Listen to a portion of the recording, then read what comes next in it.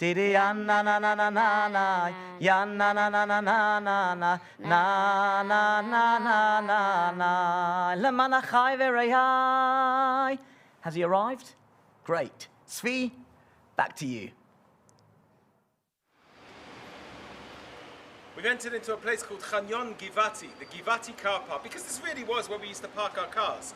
If we wanted to go up to the western wall or into the Jewish quarter, this used to be a big parking lot, this area over here. But now, this is probably the largest archaeological excavation in the world today, with periods that stem from various different periods, not one of Jewish history, but also of the periods of Jerusalem. We have over 11 periods of civilization here in Jerusalem at the moment that's being dug up. Now, of course, because of COVID, okay, there is unfortunately not many people here who are digging today, and there are only really the essential workers that are coming in and out of this place over here to be able to work, to be able to keep things up, whatever it may be. The refurbishment, stopping things collapsing, whatever. Some of the greatest finds have been found here.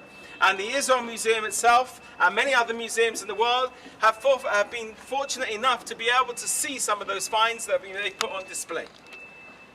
You know, when you come to Yerushalayim, you have to remember that it's not just about the Second Temple period of the Romans. The Romans did major damage, which is of course why we are still in Galut today, in exile today, of over 2,000 years. But you cannot but forget what took place here during the First Temple period. Because during the First Temple period, of course, over here, the siege was immense on Jerusalem.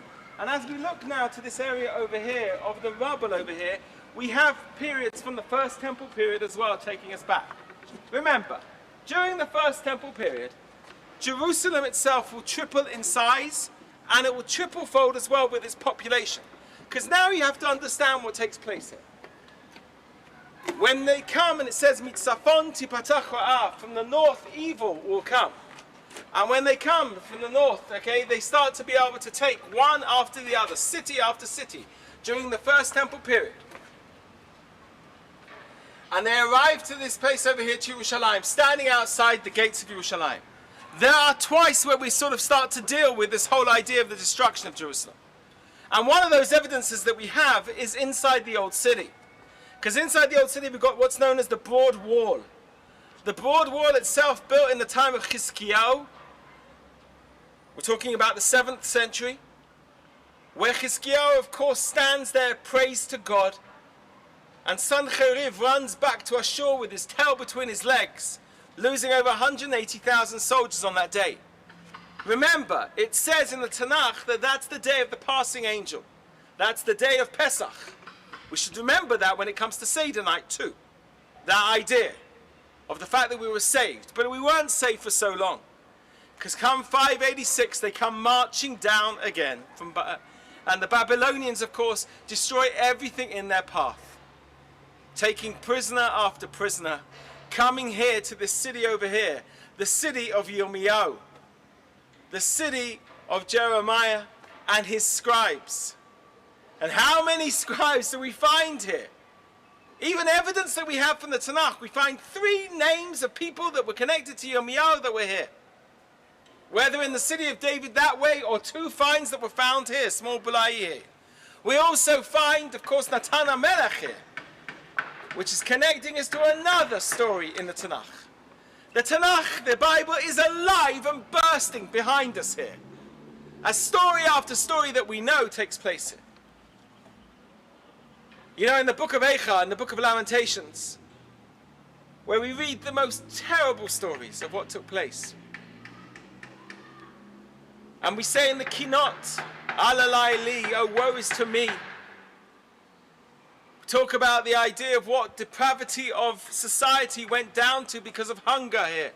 And we know throughout our time period, wherever it may be, whether we talk about the ideas of the ghettos of Poland in the Holocaust, or of other places as well, all over Europe, or the Crusades, or the famous Khmelnytsky pogroms, or whatever it may be, all of them had terrible times.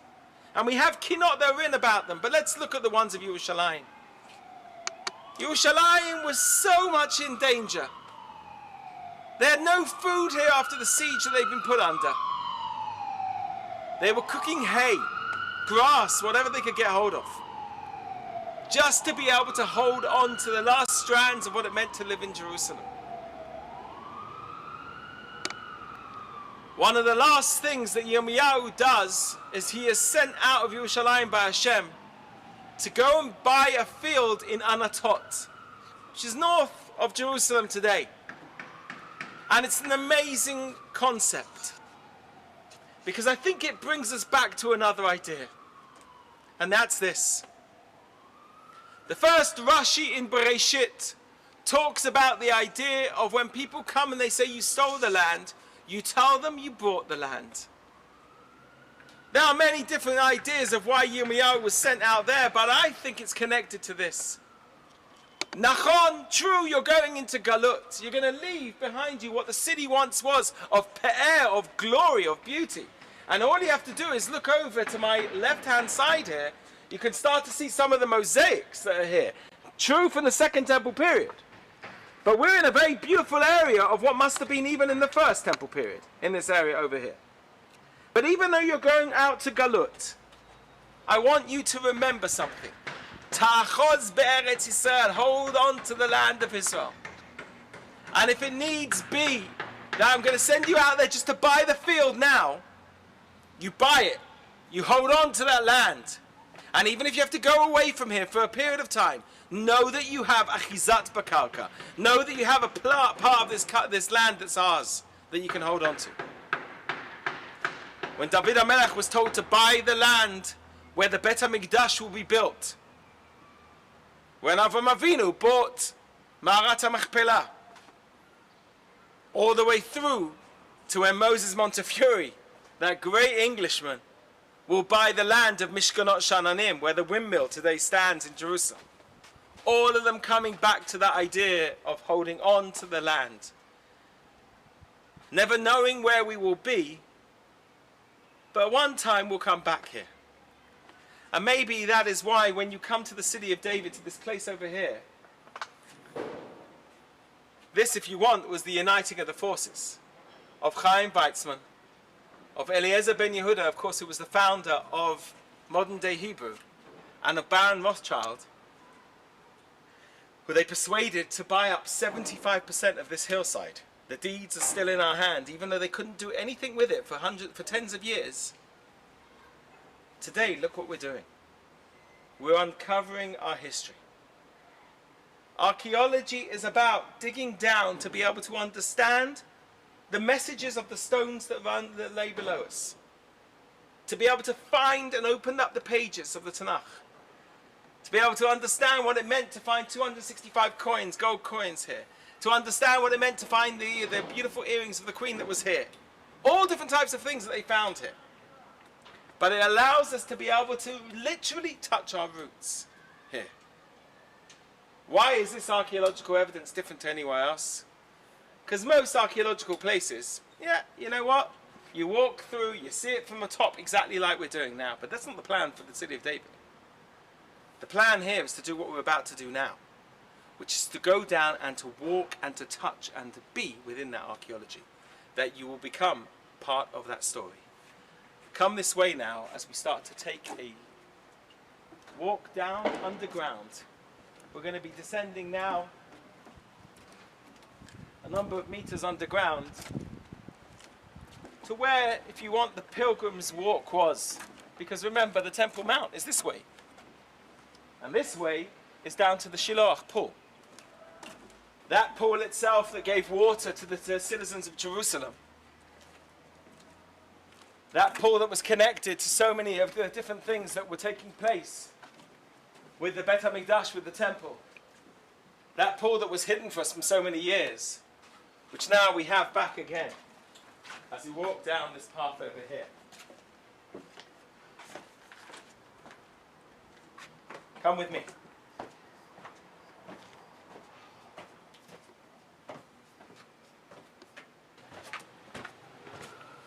Take us underneath the city. You know, this place is incredible because of the fact that we were able to dig underneath some of the car park to be able to find what was taking place. And as we turn the corner now, to go down even more steps that we're about to see, We're going to be on the level of one of the tunnels that ran under the city. There are two types of tunnels that we have here.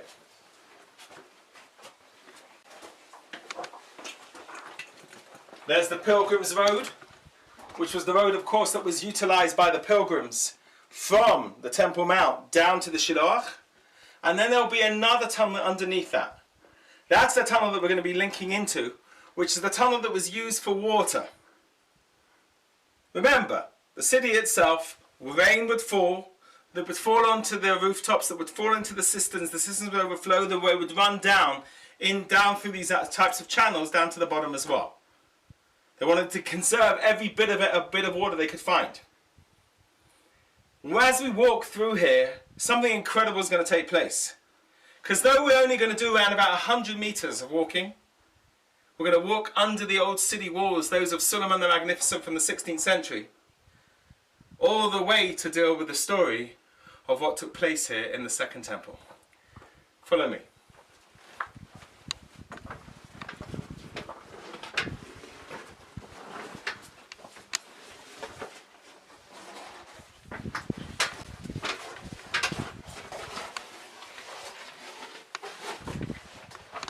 Here we have again, just so we understand, the Pilgrims Road on the top where the houses would have stood, and we're going to be walking through this, the Ta'alat Nikuz, they call it the drainage tunnel over here, as we turn the corner over here and join the route towards what's known as the Davidson Centre today.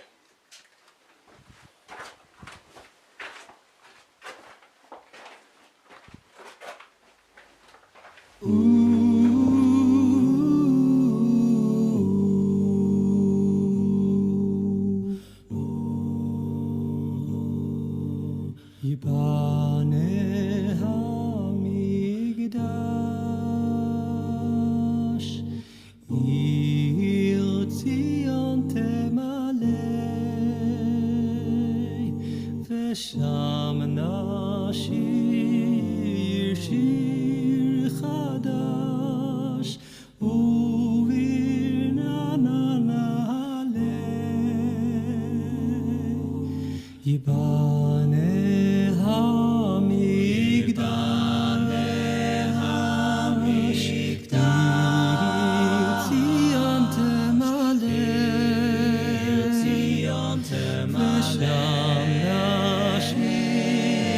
שיר חדש ובנה נעלה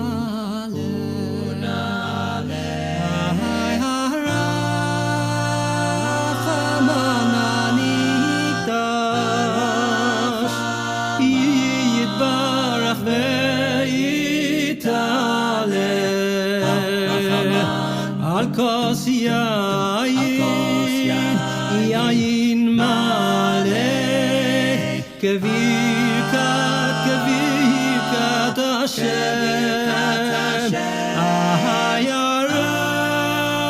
הרחמן הנקדש יתברך ויתעלה על כוס יין מלא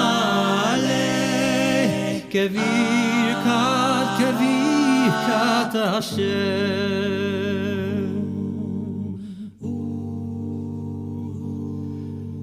ייבנה המקדש עיר ציון תמלא ושם נשיר שיר חדש אוויר נעלה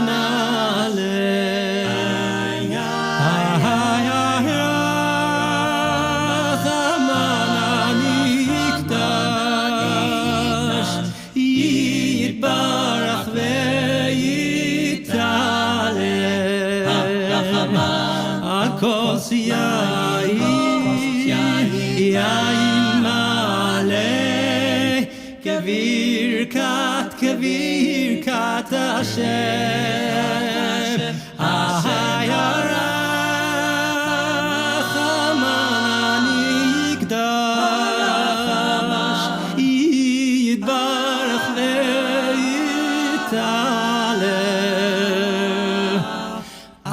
כוס יין, יין מלא.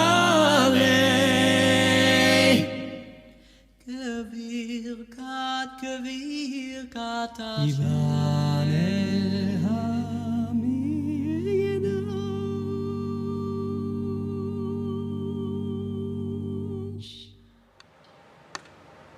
Of course, one of the biggest problems about Yerushalayim was trying to make sure they had water. We're now standing in a water system, as you can clearly see. Number one, there's water on the floor, okay, which you can see over here. I'm just going to pick up a stone and drop it in so you can hear it, okay? Okay, you'll be able to notice the visuals of the water and see it over there. Okay, so the water's still coming into this place over here, but you can see on the wall over here the plaster. Of course, if you have water running against rock, the rock will start to make poré, will start to crumble. And so what they did here is they put plaster in, 2,000-year-old plaster that we have here. But as we walk through this drainage tunnel over here, that was clearly used, we now know that we are underneath the area of where the street was. If you look up now, you can see the street. You can make out the street level, which would have been above this. You can see this from the stones. And then you get to one of the most incredible parts over here. Because Queen Victoria sent her archaeologist, Charles Warren, to this place over here. And he came here, as well as a number of other people. She was very much out looking for treasure from these areas. And he sketched exactly where we were 100 years, over 150 years before we were able to dig this. This built per stone that we have over here, which I'm now touching, the stone itself is part of Churban Beit HaMikdash, the destruction of the temple. It came collapsing down, as we know from Josephus, who talks about the idea of stones toppling over the top of where the western wall is, collapsing down through the floor. The weight couldn't take it, and it came straight through. 1, 2 huge stones that you see over here, which were totally destroying the street level at the time. In this area over here, we know there were the last 2,000 fighters of the rebellion when the Second Temple rebellion took place. Remember, Titus, when he comes to the city, Vespasian's son, after Vespasian has captured the area of the north of Israel, he then goes off and becomes emperor. You're all familiar with the story of Rabbi Yochanan ben Zakkai when he says, "Ten li yavne v'chachameha." And he'll be the emperor, and he goes off, he becomes the emperor, of course. The year of 4 emperors, he then becomes the emperor after that. But the Jews fight non-stop, non-stop. And the last 2,000 fighters are in this area over here. In this place over here, we find, in another water system, lots of arrows that were here, in this area over here. Arrows, places where they fought. You can see again, up the top over here would have been the area of street level, and above, light that was still coming in here. They would have been able to have water and would have been able to hide here. But then we found something incredible here, which links us to our stop that we're about to see. Because what do we find here? We found a little bell, a golden rimon, a little small bell of the Kohen HaGadol, who walked these streets. Must have got caught up, torn off his garment. Those bells that we know from Aharon HaKohen, from Aaron the high priest, who would walk around in the midbar, in the desert. And they would know that the high priest is coming because of the bells that were ringing. One of those was found exactly where we are. One of those bells linking us back to the Kohen HaGadol, to that beautiful time when the Kohen HaGadol was in Jerusalem. Of course, trying to make peace with one another. You know, we all look for peace and tranquility in our lives. And many people will tell you that one of the places which they have their moment of peace is up here. As we dug through this area over here, lo and behold, we were met with this.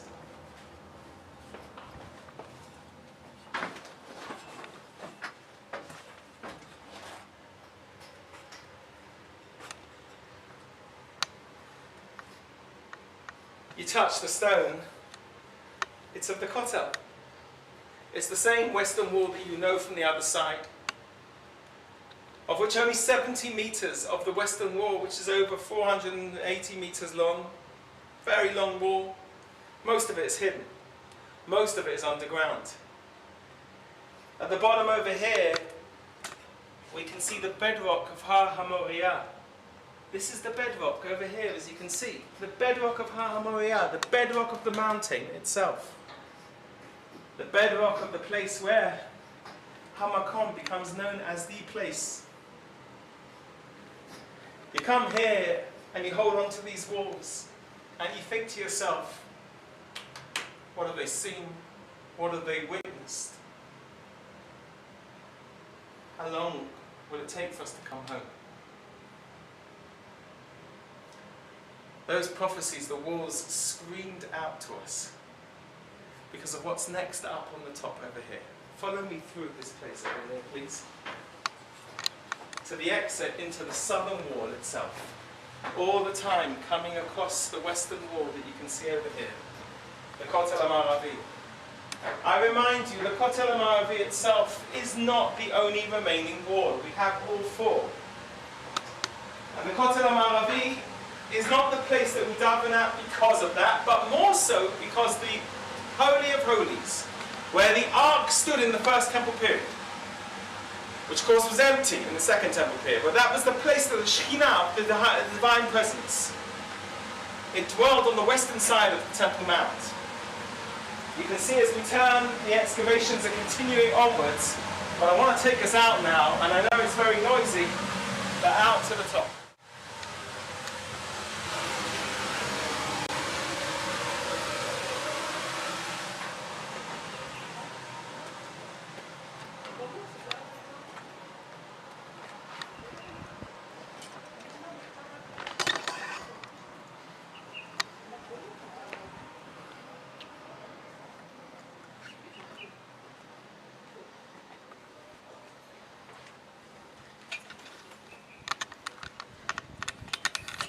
Place over here that we're now in, the area of the southern walls.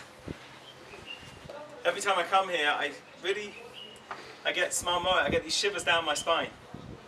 Because I think, who walked on this road? Second Temple period road. Hillel, Shammai, Rabbi Akiva, who walked here? Who was here on this road? All these people that were here. We see the stones of the destruction of the temple. Came toppling over, and then we see this, and unfortunately it's all covered up today. When they came here in 1967, street level was much higher than where we are. 1967, of course, after the Six-Day War. The Western Wall itself was used as a marketplace, and one of those shops, now the camera is standing in, and I'll ask him if he doesn't mind just turning around to show that you're in the shop, one of the shop fronts itself. When we stand here, in 1967, as they came here, they were to come across an inscription that would have been on the wall over here. The inscription today, unfortunately, cannot be seen. But I can point out to you roughly where it is. It's, if you can take the scaffolding, it's the third level up of the scaffolding. It would have stood just there. And it says as follows. Ureitem v'sas libchem, v'atzmotechem kedesha tifrochna. When you see this, your heart will be happy, your heart will be glad, and your bones will flourish like the grass. What does it mean?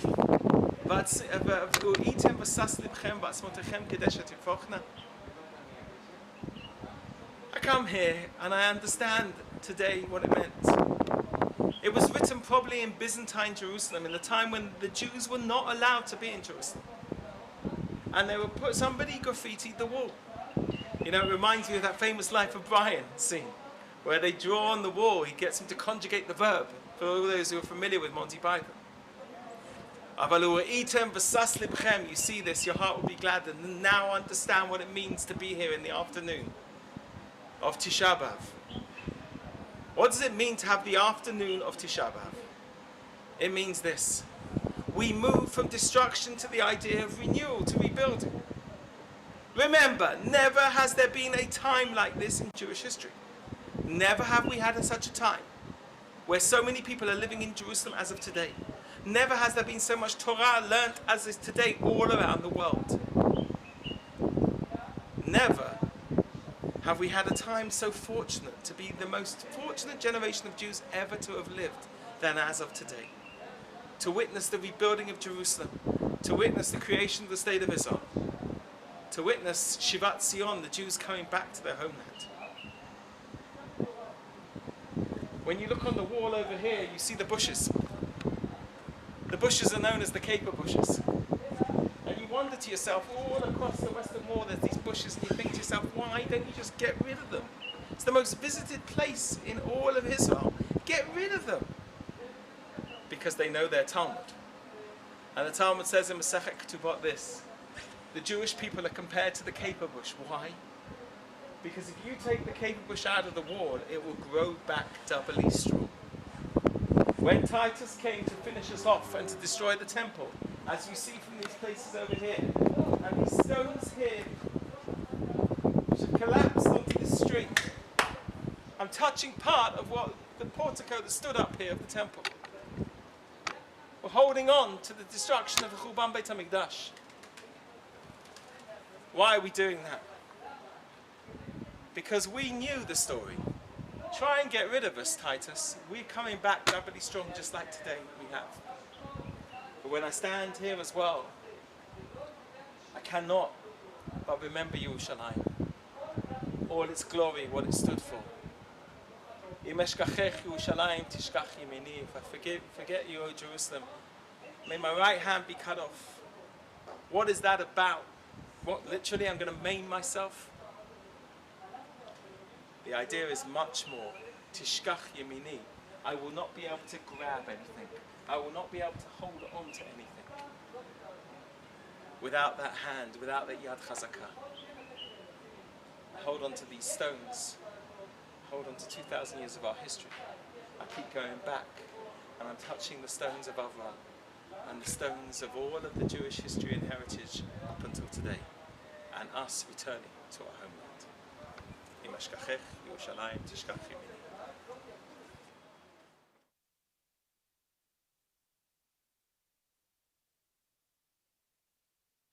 Na na na na na na na na na na na na na na na na na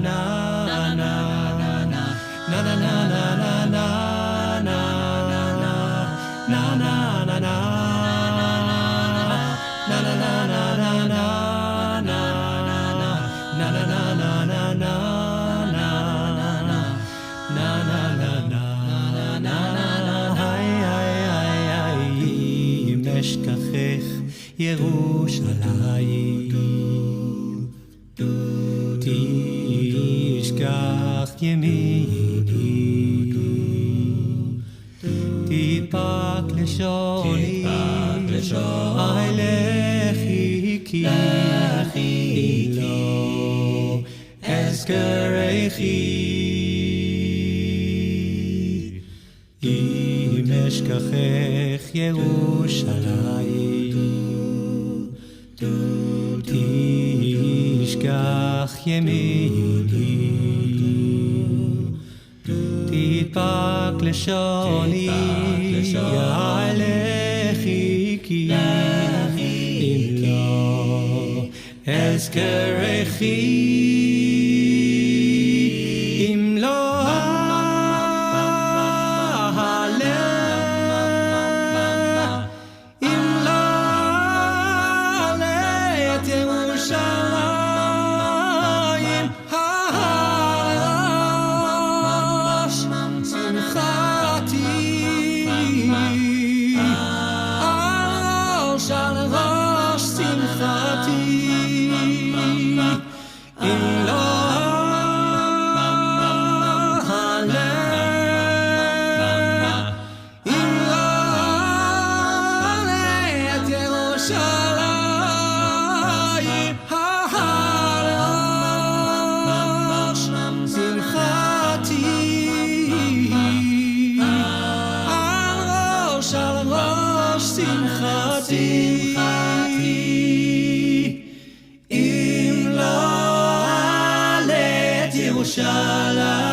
Yerushalayim al rosh simchati im lo alet Yerushalayim al rosh simchati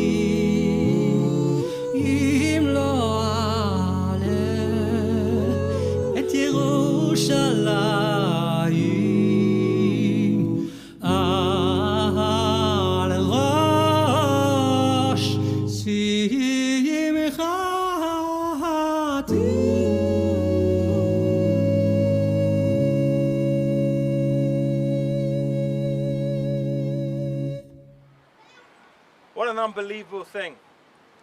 Incredible. Mourners and the Chatan and Kala going in the exit as everyone leaves, entering into the Bet HaMikdash. So people can come along to them and say, I comfort you for your loss, and Mazal Tov for the new beginning. Look at what the Bet HaMikdash did. Zema'ached, that unites everybody, unites each one of us. From the point of view of my personal journey that I'm making here, to knowing the journey of the klal, of what it means to be part of a community.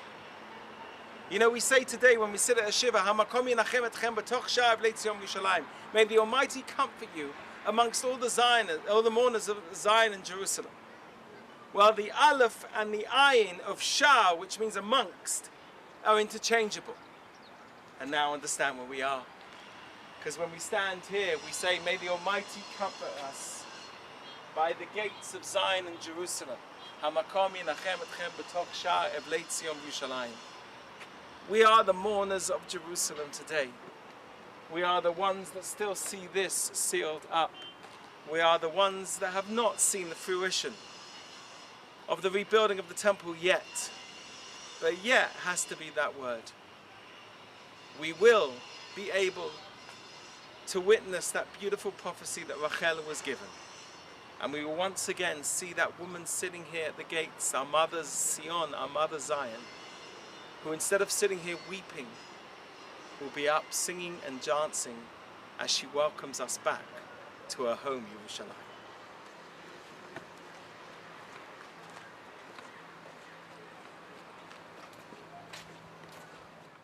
Yerushalayim ke'ir shechubra yachdav. Jerusalem is a place that unites its people. I'm Lauren Levine, and as Tzvi has just spoken about the unifying elements that were so palpable in temple times, the Talmud, in its tales about the destruction of the temple, offers us two distinct images of people being there for each other. On the one hand, it tells us of the three great philanthropists of the time who offered to fund the entire people's needs during the siege of Jerusalem. And then straight afterwards, it tells us the tale of one of the wealthiest ladies of Jerusalem, Marta bat Baitus. And she was far less aware of what was going on just outside her window. And at the time that people were starving and struggling, she asked her servant to go and find her fine flour. Of course, he comes back saying there's no fine flour outside, there's only coarse flour. It's a little bit of a Marie Antoinette moment of saying that the people should eat cake if they don't have bread to eat. And it goes on from coarse flour to barley flour until the point that she says, if I'm going to have something to eat, I'll have to go out myself. Except that she had just taken off her shoes. And so she went without her shoes on into the streets, and suddenly she meets the reality that's right under her nose of the suffering and the struggling that's going on. And the end of the story in the Talmud, her tragic end, is that she stepped on some excrement and in disgust died. What's behind this story?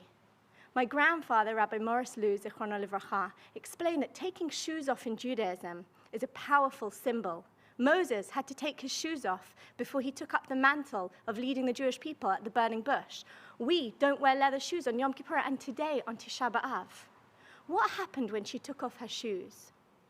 When we take our shoes off, we're suddenly sensitive to everything that's on the floor, the pebbles, the dirt. We feel everything. It's not just about the stones under our feet. Actually, it's about what it represents, showing us the importance of being sensitive, of feeling other people's suffering. Marta was living in a vacuum where she couldn't see that until it was too late. And at that moment that she came neck on neck with the reality, it was too late. Last year, at this time on Tisha B'Av, I was with my children at the Western Wall, and it was their first experience of being at the Kotel on Tisha B'Av. And they were bowled over by the atmosphere of giving. People were coming over just after the fast. Everybody had brought a picnic. These people were offering somebody else their shokor, and the others were offering other people grape juice for Havdalah. And so it went on. And as I went to bed that night, I said to myself, Yerushalayim, it's a city that unites its people. This is the legacy we want to take with us of Tisha B'Av. A message to spread the love and to spread the giving and the sensitivity of being united. Back to Tzvi. The afternoon of Tisha B'Av talks about the idea that we're on the scene, or on the threshold of something very different that's taking place. Between the idea of destruction to the idea of rebuilding of Yerushalayim. We're also standing right now on the scene between the Jewish quarter of today and what sits off to my left, which of course is the Muslim quarter. Even though you can see now, probably through the camera, one of the Batei Knesset, one of the synagogues that have been built in the area of the Muslim quarter, I should say rebuilt in the area of the Muslim quarter. Because Jews did live there up until 1948, even though the vast majority of them left in 1936 in the riots that took place here.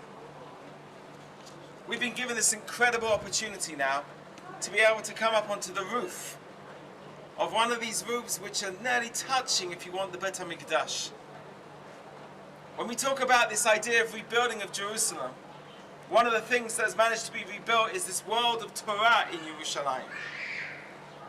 And if you want, one of those pillars is the Yeshivat Netiv Aryeh of Rav Bina, that they have allowed us to come up onto the roof over here.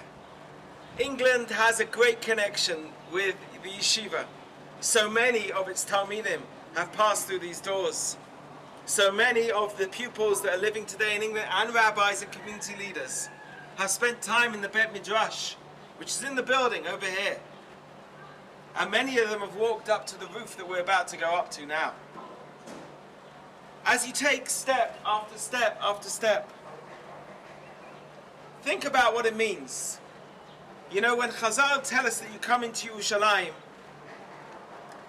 they say, as you walk into Yerushalayim, you're part of every levana, every stone that is added onto the rebuilding of Jerusalem.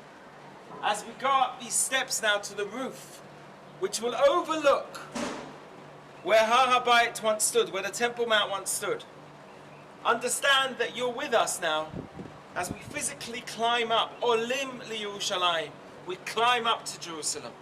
Come with us to the rooftop of the Netiv Aryeh.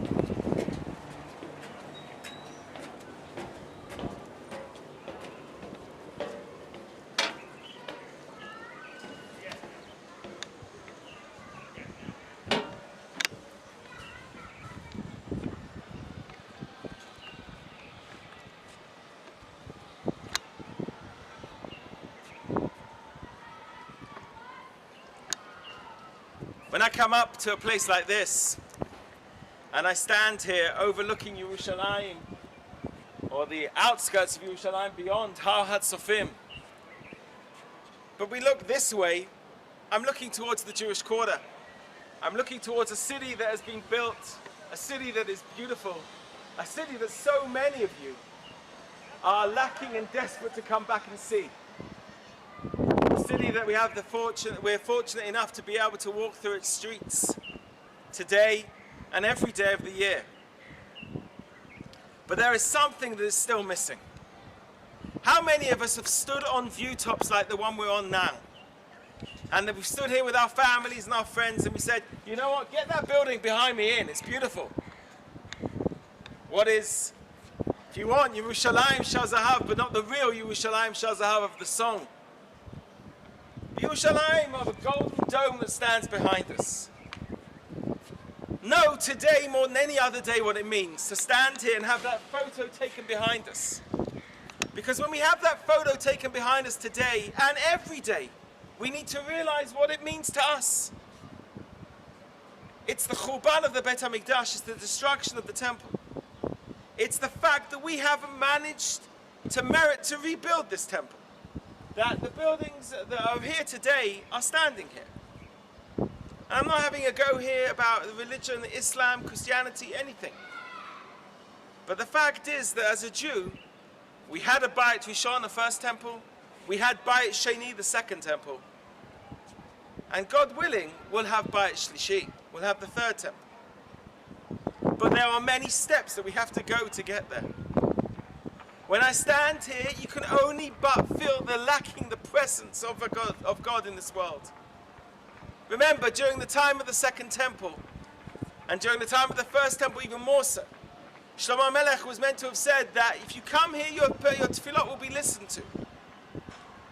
When the second temple was destroyed, Chazal tell us it's as if a metal wall went up between us and Avinu Shebashamayim and our Father in heaven. That metal wall is a wall that's impregnable. We can't break through it until we understand what it means to really know what is missing in our lives. What have we lost that's not here? Do many of us miss the idea of korbanot, of sacrifices? I don't think so. I think that a lot of us today are even moving towards vegetarianism or a different, healthier life, maybe. You're not so sure about it. But that is not the issue. Shouldn't get stuck on the idea of what took place there. You need to understand what it means that we don't have the clear vision today. We don't have that unbelievable sense of smell today. The beautiful song that was sung just before this, that song of Ha Moriah, the song of the foundation stone of the world, the song where everything started from, that idea of the smell of the incense of the Moor. What's it talking about? So my dear friend Rav Shiloni said, beautiful idea. Also a Rav here in the Tiv Aryeh. And I think there's other ideas that link to that now, but this idea of a beautiful idea. What is the idea of a spice, of a smell? Of the idea of what it does to you. You smell something, it takes you back to a place. We're lacking that idea of understanding what once was here. We've forgotten it. It's as if it slipped through our fingers. And because it's so far away, it's as if we don't want it anymore. We don't need it anymore. How much clarity would come to the world if we were able to reach the redemption and we were able to change the status of what's behind us. How much beauty would be in this world. As it talks about the idea, Kivei Tivet L'chol Amim, this is a house for all people. To understand, Bayom Hahu Yeh Hashem Echad U'Shmo Echad, on that day, the whole world will recognize this idea of one God. When you stand on Tisha B'Av and you understand what it means to be in a place like this, and to know what you're lacking and missing in life, then you are ready to be a people that is ready to rebuild itself. La'at la'at, tip in, slowly, slowly. Nobody expects anything to be built in one day. Remember, a baby gets to crawl, to pull herself up to a table, then to take a few steps, start to walk. If the baby learned to run first, it would fall flat on its face. And maybe that's what Am Yisrael needs to do. 2,000 years we waited for this. 2,000 years we waited to be able to come back and see this. Just to see the view that we have. And now we're back in Yerushalayim. And we also still have to understand what it means. That when we say the words, Uvenei Yerushalayim Ir HaKodesh, let Jerusalem be rebuilt, it is not just the physical houses. It's the Yerushalayim Shebatocheinu. It's the Jerusalem within each and every one of us. Uvenei Yerushalayim Ir HaKodesh, let the holy city of Yerushalayim be rebuilt within each and every one of us. That's the message you need to take out of a day like this. How do I take the Yerushalayim, wherever it may be, and put it within me? How do I take the beauty of what Yerushalayim stood for, and what it stands for, and what it will be, and learn how that makes me into a better person? That's the challenge of what this day is. It is not a day just of fasts. It is not a day just of sitting on the ground. It is not a day just of refraining and abstaining from all sorts of things that we take pleasure in life. It's a day that we strip away all the layers and everything that we rely on. Why? So that we understand how to rebuild it, one bit by the next, to be able to allow us to have that Yerushalayim b'tochenu. It's not just HaKadosh Baruch Hu, God, who says, V'shachanti b'tocham, I want to be able to rest in place of, have a building to be within you. We need that as well. We need to learn to build those times together. God willing, from this beautiful view that we have, the view of the old city, and the view of Har HaBayit, where it once stood, from the Tiv Aryeh's roof, that God willing, we will learn to have it within us as well, these Yerushalayim, that we will learn to understand how to take that with us on our daily life and pass it on from generation to generation.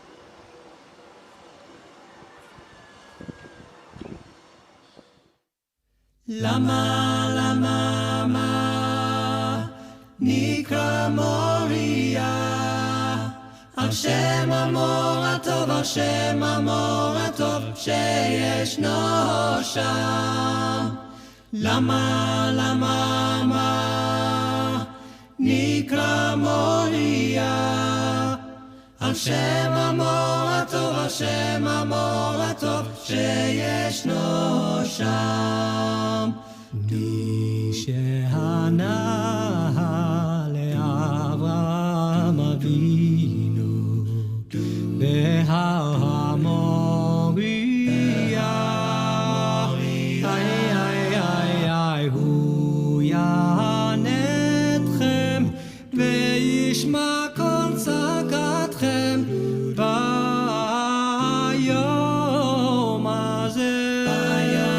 hazeh.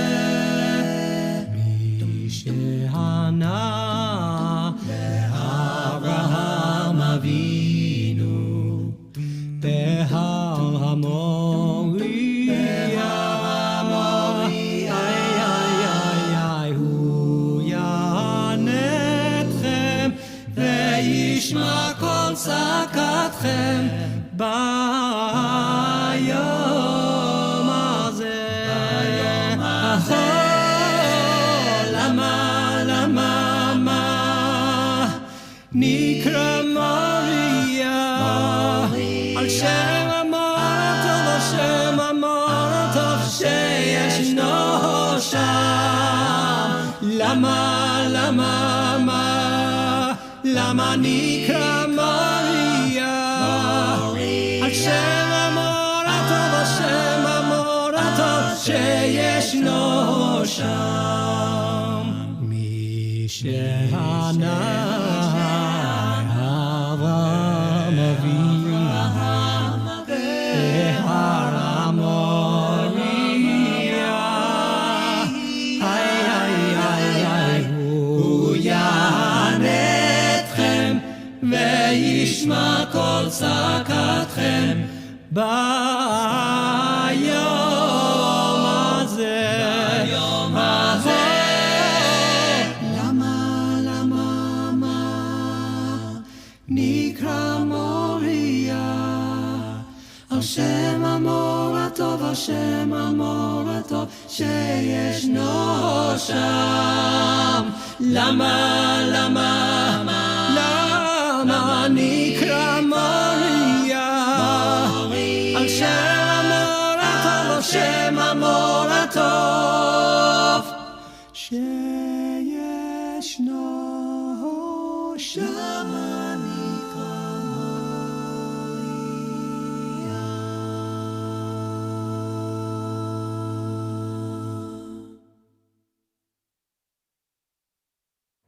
I'm Baruch Levine, Rabbi of the Brunsbury Park community, one of the partner communities in this three-part series, Destruction and Renewal, carrying us through over these last couple of weeks in the lead up to Tisha B'Av, and just want to say a big thank you to Rabbi Eli and the JRoots team for putting together a really excellent program.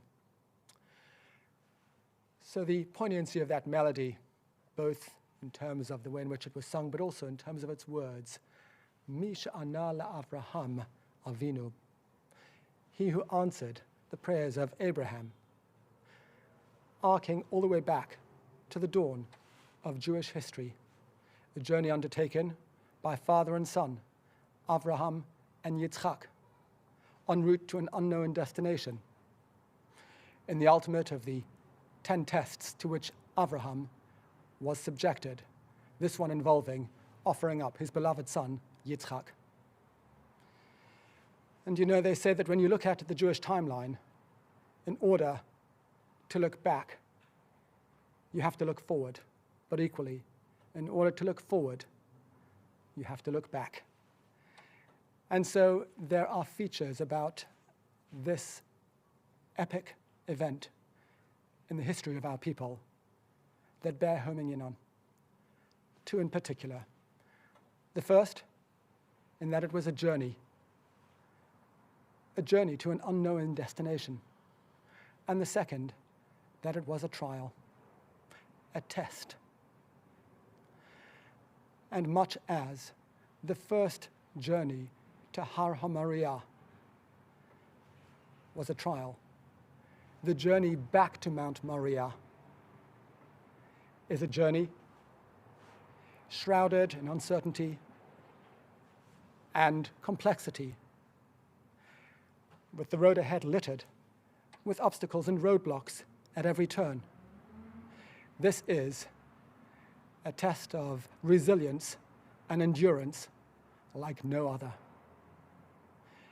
But in a delicious twist of irony, the Talmud tells us that when the Mashiach comes, this day, Tisha B'Av, the day on which we mourn the destruction of both temples, will be transformed, transmogrified into a day of rejoicing greater than any other in the Jewish calendar. And the reason is because mourning and joy are two sides of the same coin. All we need to do is just find a way to flip that coin. And that is why the Talmud tells us that Kol HaMesabel al Yerushalayim, all those who mourn over the destruction of Jerusalem, Zocha l'rosa b'simchata, will please God merit to see her in her moment of renewed glory and rejoicing. Because to believe that the journey continues, notwithstanding the obstacles and the roadblocks in our way, is to live the Jewish dream. Bashana haba'ah, in the years to come, please God, next year, Yerushalayim habanuya, and before that, long before that, Bashana hazeh, Yerushalayim habanuya, looking forward to a better and brighter future as we continue to travel the journey together. Handing back to the Ahmen Singers. Adon Olam, Asher Malach, B'terem Kol, Yetzir Nivra, Le'ed Nasa, B'chefzo Kol, Azai Melech, Shemo Nikra,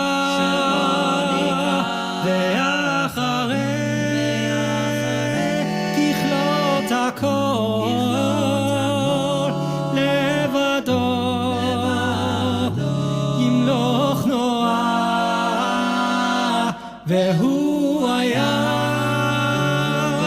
והוא הווה, והוא יהיה, ותפארה בידו, אף קידוחי, בית אישה, בעירה, ואימוכי, כבי גביעתי, השם לי, ולא יירא, אדון עולם, השם עליו, בטרם כל יציל נברא, לעת נשא בחפצו כל, אזי מלך שמו נקרא אדון עולם.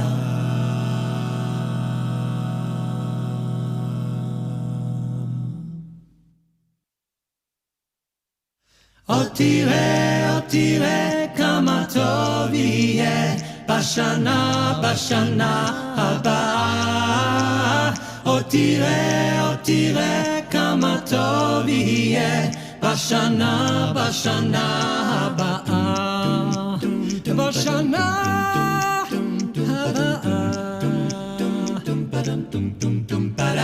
עוד תראה כמה טוב יהיה בשנה הבאה.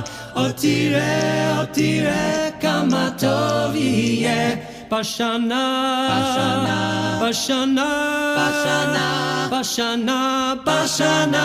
הבאה.